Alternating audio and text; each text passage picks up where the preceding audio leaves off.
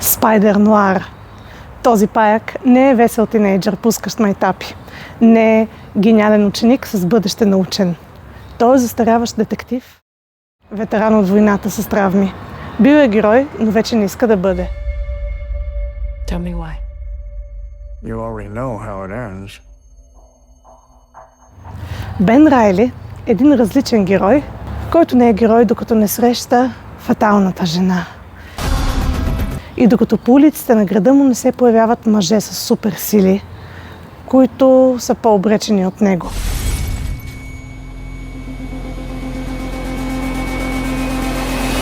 Спайдър Нуар е супер якия сериал. Подходих леко скептично, защото съм гледала толкова много версии на Спайдърмен, чела съм толкова много версии на Спайдърмен, слушала съм за толкова Спайдърмени, че човек ще разчита темата, ще се изчерпи в някакъв момент, но явно този момент още е далеч. Този нов мрачен Бен Райли, който е станал герой по не толкова забавен начин. Ticks. Thoughts. Impulses. Този Бен Райли ме кефи.